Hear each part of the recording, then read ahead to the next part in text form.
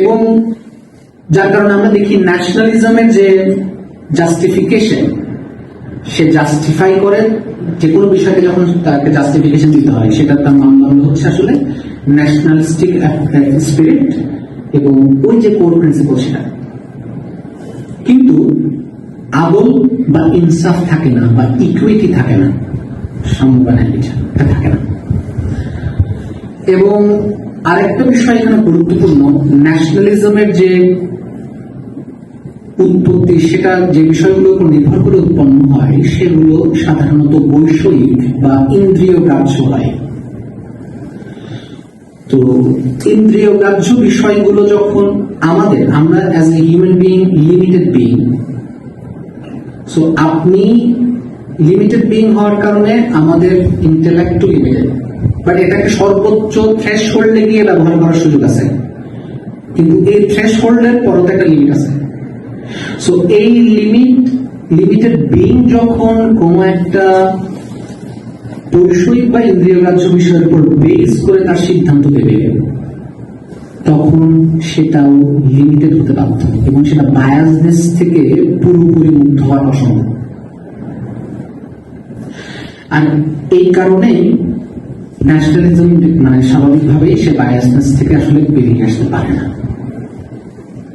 এবং লিমিটেশন তো সবকিছুতে কম বেশি থাকে, তার লিমিটেশন গুলো নিজের মধ্যে না থেকে এটার আফটারম্যাথটা অন্যদের উপর কি করে, প্রভাব বিস্তার করে নেগেটিভলি। আচ্ছা, আমরা এবার দেখবো যে কোন কোন বিষয়গুলোর উপর ভিত্তি করে ন্যাশনালিজম ইতিহাসের এর মধ্যে তৈরি হয়েছিল। আমরা দেখতে পাই যে বংশভিত্তিক ন্যাশনালিজম, তার মানে কেউ যখন বংশের উপর বেস করে তার জাতীয়তাকে সাজাবে, ডেফিনেটলি ওই বংশের বাইরে সবাইকে তাকে এক্সক্লুড করতে হবে। এবং স্বদেশ ভিত্তিক জাতীয়তাবাদ, ভাষা ভিত্তিক জাতীয়তাবাদ, বর্ণ ভিত্তিক জাতীয়তাবাদ, যেটা সবচেয়ে মারাত্মক, সবগুলো কম বেশি মারাত্মক, কিন্তু এটা সবচেয়ে বেশি মারাত্মক। কারণ মানুষের শরীরের কালার কেমন হবে এটা তো আসলে আমাদের হাতে না। সো আমাদের হাতে না হলে আপনি যখন কালারের উপর বেস করে আপনার জাতীয়তাকে সাজাবেন, আপনার এখানে সাদা যারা আছে তারা কালোকে অপরায়ণ করে, কালোকে, যেমন বর্তমানে আমরা দেখি যে ইম্পেরিয়ালিজম গুলো বা যে ইয়েগুলো করা হয় সুদানের মধ্যে বা আফ্রিকার মধ্যে, ওখানে কিন্তু একটা মানে মহৎ উদ্দেশ্য তারা বলার চেষ্টা করেন, যেখানে মহৎ উদ্দেশ্য তাদেরকে সভ্য করা, এনলাইটেন্ড করা।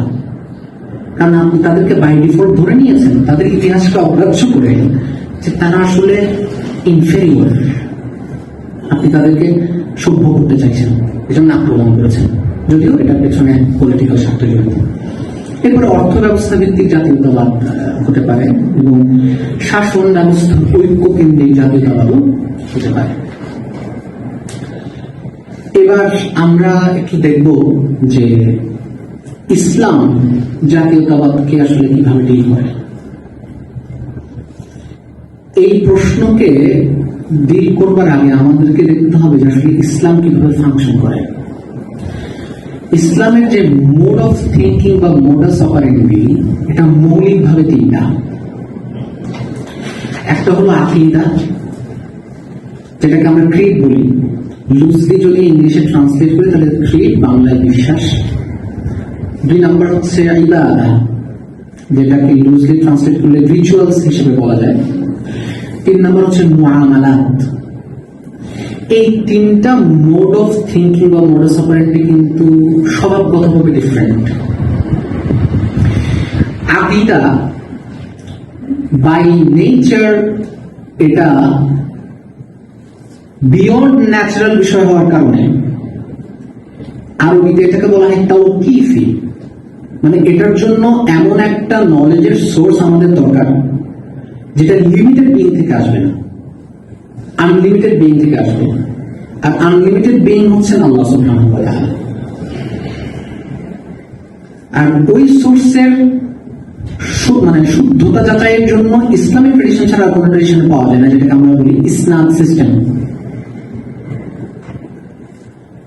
বর্ণনাকারীদের ধারাবাহিক সূত্র যাচাই বিজ্ঞান, উলুমুল হাদিসের মধ্যে আছে, সায়েন্স অফ হাদিস। তো এই কারণে আকীদার ম্যাক্সিমাম বিষয় রিজিড, এখানে আপনি মতভেদ করার জায়গা খুবই অল্প আছে, অল্প,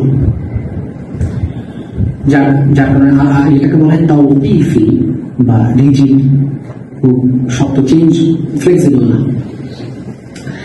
2 নম্বর ইবাদতের মূল জিনিসগুলো খুব রিজিড, এবং ইবাদাও বিয়ন্ড ন্যাচারাল বিষয়ের কারণে, মানে নামাজ কেন 5 ওয়াক্ত, এটা আসলে এটা একটা ক্যাটাগরিক্যালি মিস্টেকেন কোয়েশ্চেন। কারণ নামাজকে যারা মেনে নিয়েছেন তারা প্রথমে আনলিমিটেড সত্তাকে মেনে নেওয়ার পরে নামাজের বিধানটা আসতেছে। এখন নামাজ কেন 5 ওয়াক্ত, এটা ওই সত্তার থ্রুতে আমাদের কাছে যদি কোনো ইনফরমেশন, যেটাকে আমরা ওয়াহি বলতেছি, ঐশী কোনো না থাকলে আমরা বলতে পারবো না যে কেন, তখন এটা ক্যাটাগরিক্যালি মিস্টেকেন কোয়েশ্চেন। আচ্ছা, এরপরে থার্ড যেটা, সেটা হচ্ছে মুআমালাত বা আদাত বলে, যেটা মানুষের যে বিষয়গুলো মৌলিকভাবে মানুষের যাপিত জীবনের সাথে সম্পর্কিত, যেমন বিয়ে, ব্যবসা বাণিজ্য ইত্যাদি ইত্যাদি। এবং এখানে একটা পলিটিক্স হচ্ছে মুআমালাতের ভেতরে। আমি এখানে যে রাজনৈতিক মতবাদটা নোট করেছিলাম, আমাদের এখন লিঙ্ক আপ করতে সুবিধা হবে। তাহলে আমরা নিশ্চয়ই বুঝতে পারছি ন্যাশনালিজম মৌলিকভাবে ইসলামিক এই 3টা মোড অফ থিঙ্কিং এর কোনটার মধ্যে পড়তেছে? 3 নাম্বারটার মধ্যে মৌলিকভাবে। এখানে একটু বলে রাখি, এর মানে এই নয় কোন একটা বিষয় মৌলিকভাবে বাই ডিফল্ট ন্যাচারালি কোন একটা মোড অফ থিঙ্কিং হলেই তার পুরোটাই 100% এলিমেন্ট সেখানে হবে না। যেমন মনে করেন রাজনীতিটা 3 নম্বরে পড়তেছে ঠিক, কিন্তু রাজনীতির কিছু কিছু বিষয় ক্রিডের সাথে রিলেটেড হতে পারে, পার্সিয়াল কিছু বিষয়, কিন্তু সে বাই ন্যাচারাল বা মৌলিকভাবে কি মুআমালাতের মধ্যে পড়ে। এইটুকু ক্লিয়ার না হলে আমরা যেটা করব সেটা হচ্ছে আমরা রাজনৈতিক বিষয়গুলো আকীদার বিষয় বানায় ফেলবো, আকীদার বিষয়গুলো রাজনৈতিক বিষয় বানায় ফেলবো। এবং এইটা করার কারণে ইসলামের ইতিহাসে যতগুলো ফিরকা তৈরি হয়েছিল, ফিরকা মানে হচ্ছে উপদল, তারা কিন্তু এই পার্থক্যগুলো করতে ব্যর্থ হওয়ার কারণেই তৈরি হয়েছিল। আচ্ছা, আমরা একটু প্রথমে দেখবো যে ইসলামের একটা বৈশিষ্ট্য হলো ইসলাম হচ্ছে ফিতরাতের দ্বীন।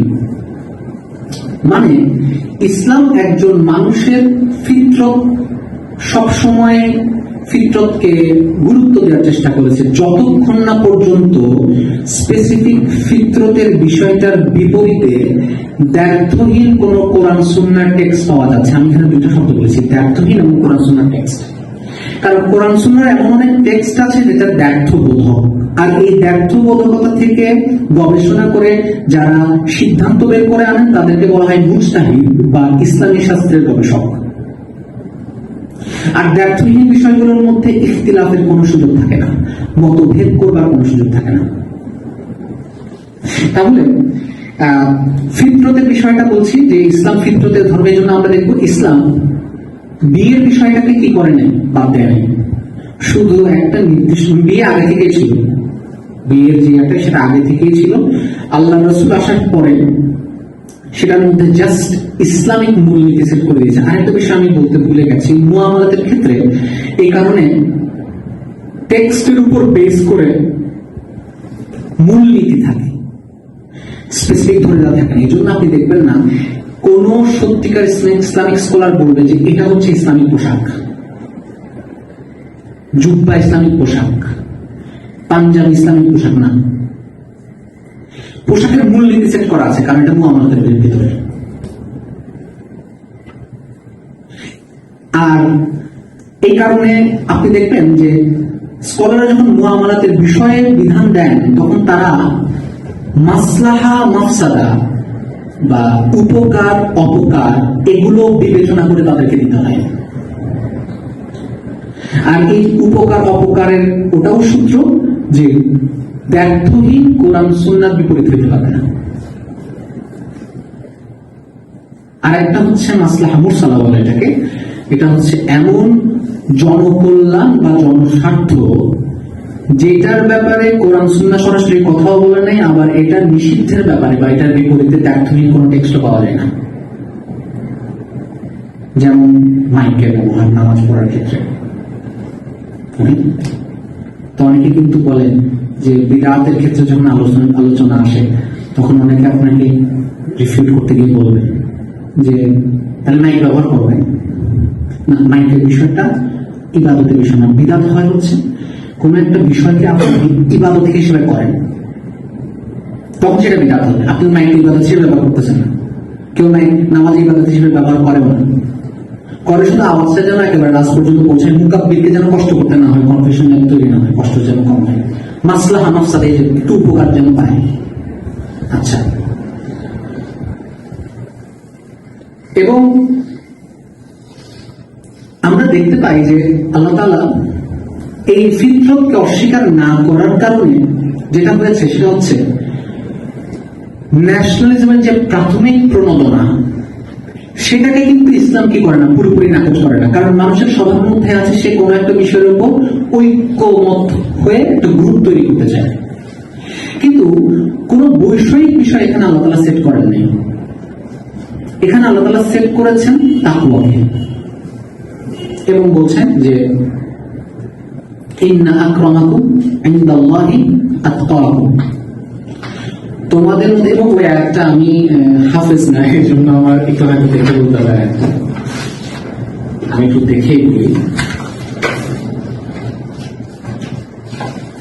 কারণ এইখানে এই পুরো আয়াতের মধ্যে আমাদের অন্যান্য গুরুত্বপূর্ণ বিষয়গুলো জড়িত। যেমন এখানে যেটা আল্লাহ তাআলা বলছেন যে ইয়া আইয়ুহান নাস, হে মানুষেরা, ইন্না খালাকনাকুম মিন যাকারিন ওয়া উনসা, যে আমি তোমাদেরকে সৃষ্টি করেছি একজন পুরুষ এবং একজন নারী থেকে, ওয়া জাআলনাকুম শুউবান ওয়া ক্বাবাইলা লিতাআরাফু, এবং তোমাদেরকে বিভিন্ন গোত্রে উপগোত্রে ভাগ করেছি। কেন?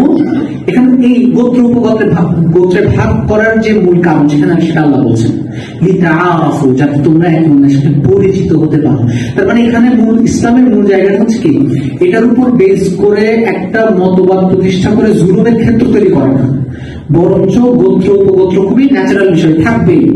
একটা দেশ, একটা অঞ্চল থাকতে পারে, একটা অঞ্চলের প্রতি একজন মানুষের স্বাভাবিক ভালোবাসা থাকবে। আয়েশা রাদিয়াল্লাহু আনহা বর্ণিত হাদিসে আমরা দেখতে পাই আল্লাহর রাসূল মক্কাকে ভালোবাসার কথা খোলাখুলি ভাবে বলছেন।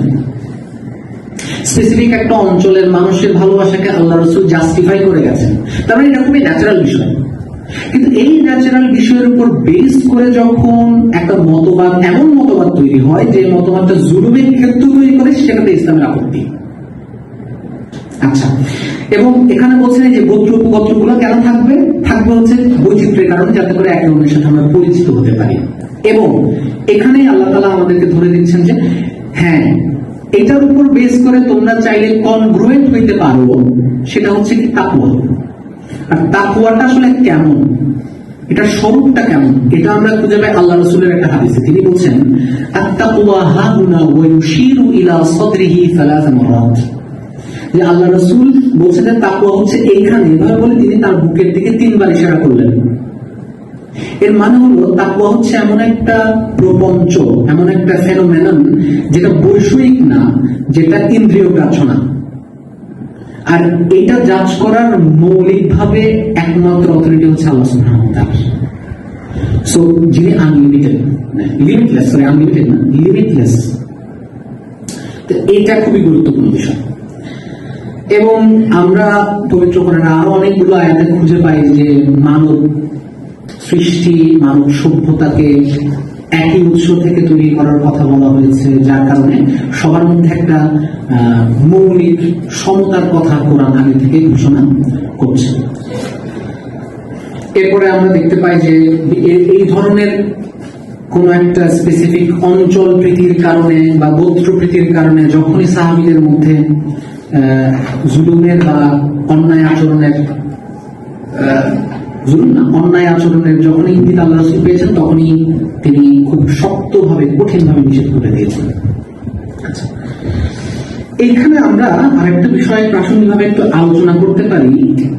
ইবনে খালদুনের মুকাদ্দিমার মধ্যে তিনি একটা তত্ত্ব নিয়ে এসেছেন, যেটা কাসাবিয়া তত্ত্ব বলা হয়। তো আসাবিয়া তত্ত্বে সাধারণভাবে পড়লে যেটা মনে হয় যে না, তিনি মনে হয় আসলে গোত্রবাদকে ইন্সপায়ার করছেন বা গোত্রবাদকে উৎসাহিত করছেন, বা তার মন্তব্য মোটামুটি মোটা দাগে এমন ছিল যে তার যে স্টাডি সেটার মধ্যে তিনি দেখেছেন যে প্রতিটা গোত্রের উন্নতির পেছনে গোত্রীয় যে আবেগ, সেই আবেগটা কাজে লাগে। আর কিন্তু তিনি আসলে বোঝাতে চেয়েছেন যে আসাবিয়া বলতে যে আল মাসলাহা আল মাবনিয়া আল আসাবিয়া আল মাবনিয়া আল মাসলাহা, এমন আসাবিয়া যেটা বেস হবে জনস্বার্থ, যেটা আমিও বলেছি যে ইসলাম এটাকে কি করে না, পাবলিক ইন্টারেস্ট, জাহিদ ভাই ঠিক বলেছেন, পাবলিক ইন্টারেস্ট এটাকে কি করে না, মানে নাকচ। আর এটা ডিফাইন করবে যদি ইসলামিক স্কলারাই করবেন, মুসলিম স্কলারাই করবেন, যে আসলে এই জায়গায় কারো কোনো কি হচ্ছে কিনা, কোরআন সুন্নাহর দায়িত্বহীন কোনো বিষয়ের সাথে সংঘর্ষ করছে কিনা। এবং তবে এই ইতিহাস পাঠের মধ্যে আমরা একটা ব্যতিক্রম খুঁজে পাই, সেটা হচ্ছে রাসূলুল্লাহ সাল্লাল্লাহু আলাইহি ওয়াসাল্লাম।